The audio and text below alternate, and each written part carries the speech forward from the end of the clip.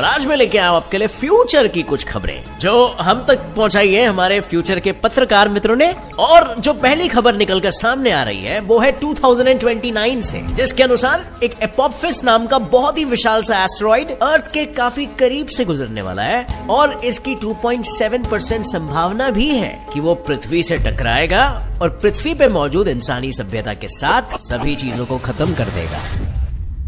वैसे तो ये काफी क्लोज कॉल है और डरने की बात नहीं है। 97.3% हमारे साथ है जिस पे हमें फोकस करना चाहिए। और चलते हैं हमारी अगली खबर की ओर जो आ रही है उसके एक साल बाद 2028 से। सूत्रों की माने तो इटली का वाटर कैनल से भरा हुआ शहर वेनिस, जिसे दुनिया में by the way top honeymoon destinations में शामिल किया जाता है, वो इस दशक के अंत तक इंसानों के रहने लायक नहीं बचेगा। लेकिन ऐसा क्या होने वाला है वेनिस के साथ, ये मैं आपको आगे बताऊंगा। फिलहाल चलते हैं हमारी अगली खबर की ओर जो आ रही है साल 2045 से। गूगल के फेमस इन्वेंटर फ्यूचरिस्ट रे कुrzweil, जिन्होंने 1990 में ही प्रेडिक्ट कर दिया था कि इंटरनेट फ्यूचर टेक्नोलॉजीज का बेस बनने वाला है, उन्होंने 86% एक्यूरेसी के साथ ये प्रेडिक्ट किया है कि 2045 आते आते हमारी टेक्नोलॉजी इतनी जटिल हो गई होगी कि वो हमारे खुद के समझ से पूरी तरह बाहर चली जा चुकी होगी। और आपने तो सुने होंगे वो किस्से AI आर्टिफिशियल इंटेलिजेंस के कब्जे के। आपको क्या लगता है क्या होने वाला है इसका नतीजा?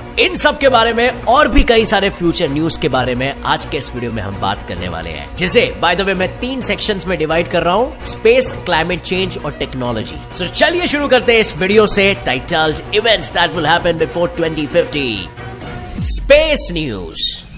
साल 2024 में स्पेसएक्स अपना पहला कार्गो से लदा हुआ स्टारशिप शटल मार्स पर भेजने वाली है, जिसके सफल होते ही 2 साल बाद 2026 में वो मार्स पर अपना पहला मैन्ड स्पेसक्राफ्ट भी भेजेंगे। और ये स्पेसएक्स इसीलिए अचीव करना चाहता है क्योंकि कंपनी के CEO इलॉन मस्क इंसानों को 2050 से पहले एक इंटरप्लैनेटरी स्पीशीज के तौर पर देखना चाहते हैं। ये उनके लिए उनके लाइफ का सबसे बड़ा अचीवमेंट होगा। और वैसे तो स्पेसएक्स एक कामयाब स्पेस एजेंसी है जो हो सकता है इस मैन्ड मिशन को आसानी से पूरा भी कर ले, लेकिन अगर वो नहीं कर पाती तो अमेरिका के पास एक बैकअप प्लान भी मौजूद है, जिसमें नासा की तरफ से भी एक मैन्ड मिशन कंडक्ट होने वाला है साल 2030 में।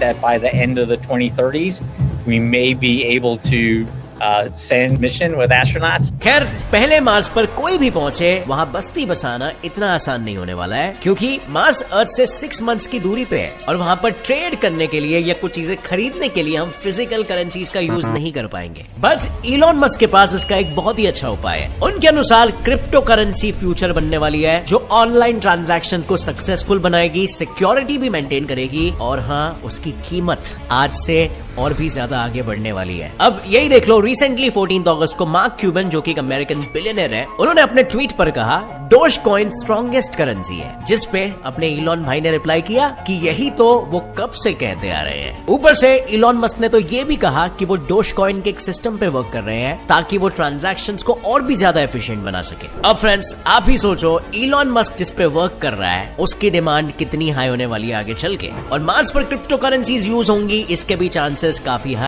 एनीवेज, अभी चलते हैं हमारे दूसरे स्पेस न्यूज की ओर। सूत्रों की माने तो 2024 तक इंटरनेशनल स्पेस स्टेशन को फंड्स की कमी के चलते डीकमीशन कर दिया जाएगा, क्योंकि 1998 में ISS को एक मल्टीनेशनल प्रोजेक्ट के तौर पर शुरू किया गया था, जिसमें US और रशिया मेजर कंट्रीब्यूटर्स थे और यूरोप, जापान और कनाडा माइनर।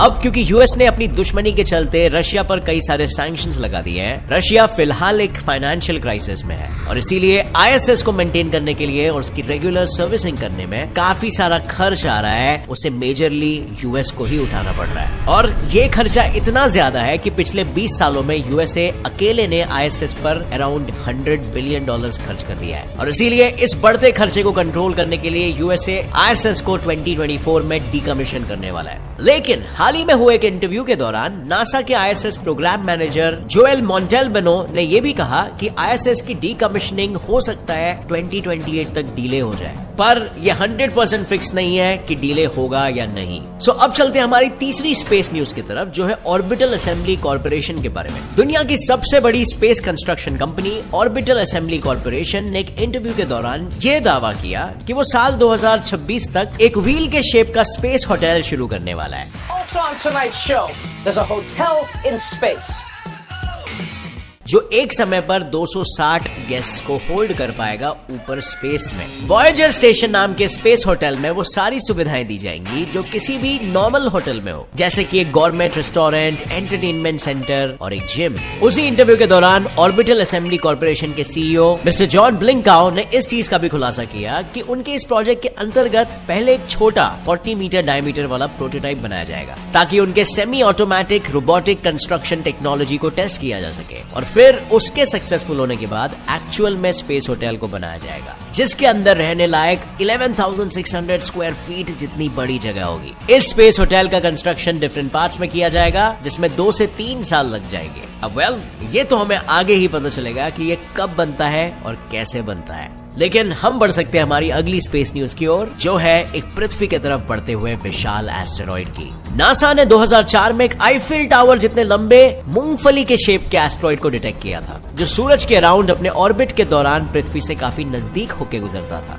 और नासा के कुछ स्टडीज के हिसाब से ये सामने आया है कि 13 अप्रैल 2029 में ये एस्टेरॉइड अर्थ की सतह से बस 32,000 किलोमीटर दूर से गुजरेगा। ये वो ऑल्टीट्यूड है जिस ऑल्टीट्यूड पर हमारे जियोसिंक्रोनस सैटेलाइट्स घूमते हैं, यानी अब ईस्टर्न हेमिस्फीयर से लिटरली उसे गुजरते हुए देख सकोगे, वो भी बिना किसी बाइनोक्यूलर्स या टेलीस्कोप के। वैसे तो नासा ने फिलहाल साल 2100 तक इस एस्टेरॉइड के ऊपर से खतरे का टैग हटा दिया है, लेकिन फिर भी कई स्पेस साइंटिस्ट का ये मानना है कि अभी भी इसके टकराव की संभावना 2.7% है। एनीवे, हमारी अगली स्पेस की ताजा खबर आती है 2036 से। इस साल नासा 2 स्पेस प्रोब्स को हमारे पड़ोसी सोलर सिस्टम अल्फा सेंटोरी की ओर भेजने वाला है, जो पृथ्वी से 4.37 लाइट ईयर्स दूर है। नासा के इस प्लान के अनुसार ये दोनों प्रोब्स 20 साल यानी कि 2056 तक अपने डेस्टिनेशन तक पहुंचेंगे और इस सोलर सिस्टम के हैबिटेबल जोन में मौजूद प्लैनेट प्रोक्सिमा बी के इमेजेस को अर्थ तक भेजेंगे। इस पूरे इनिशिएटिव को स्टारशिप ब्रेक थ्रू का नाम दिया गया है, जो पहली बार 12 अप्रैल 2016 में British cosmologist Stephen Hawking, Russian inventor, venture capitalist Yuri Miller और American entrepreneur IT genius Mark Zuckerberg द्वारा शुरू किया गया था। अब फ्रेंड्स, हमारी स्पेस न्यूज यहीं पर खत्म होती है और अब हम बढ़ते हैं क्लाइमेट फोरकास्ट की तरफ।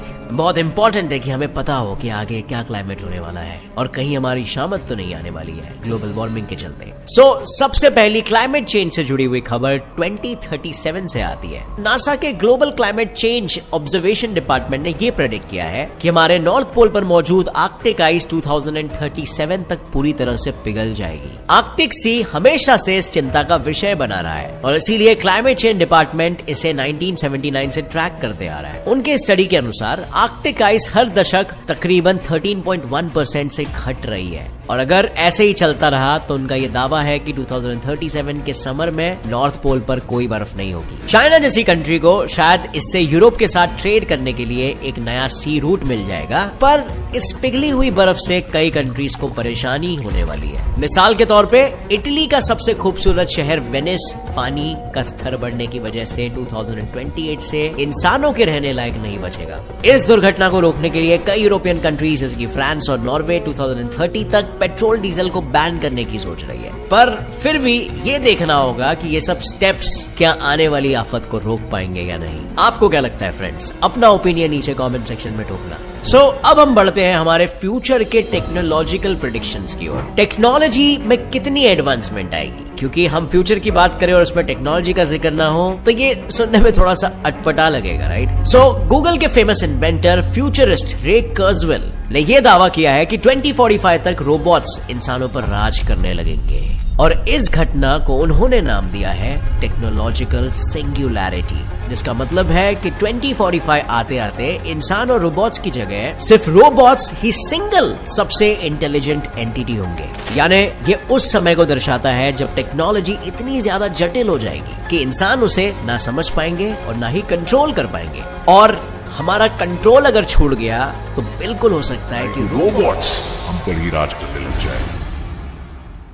और इसे काउंटर करने के लिए इंसानों के पास बस सिर्फ एक ही रास्ता होगा, और वो होगा कि अपनी क्षमताओं को बढ़ाने के लिए हम खुद ह्यूमन साइबॉर्ग्स में तब्दील हो जाएं, अपने बॉडी में और ब्रेन में चिप्स को इम्प्लांट करें, तो हमारी सोचने से लेकर सारी फिजिकल एक्टिविटीज करने की शक्ति में अच्छी खासी बढ़ावट आएगी। खैर, ये फ्यूचर प्रेडिक्शंस काफी इंटरेस्टिंग है। अब फ्रेंड्स, आपको क्या लगता है इनमें से कौन सी प्रेडिक्शन सच निकलेगी? अगर आप यंग जनरेशन हो तो मोस्टली आप लोग 2050 तक रहोगे यहाँ पर, तो हम देख सकते हैं। अगर आपकी प्रेडिक्शन सही निकली तो आप कहोगे यार 2021 में मैंने वो वीडियो देखा था गेट सेट फ्लाई साइंस का, उसमें की प्रेडिक्शन जैसे मैंने सोचा था बिल्कुल सही निकली। बट फ्रेंड्स, एनीवे, जाते जाते मैं आपके लिए एक सवाल पूछता हूँ। पृथ्वी और अल्फा सेंटोरी स्टार सिस्टम के बीच का डिस्टेंस 4.3 लाइट ईयर्स है, यानी लाइट को 4.3 ईयर्स लगते हैं वहां तक पहुंचने के लिए, लाइट को। हाँ, लेकिन अब तक कोई भी मैनमेड चीज जो सबसे हाईएस्ट स्पीड अचीव कर पाई है वो है पार्कर सोलर प्रोब, जो सन की ग्रेविटी की मदद से अर्थ के स्पीड के 0.06% स्पीड तक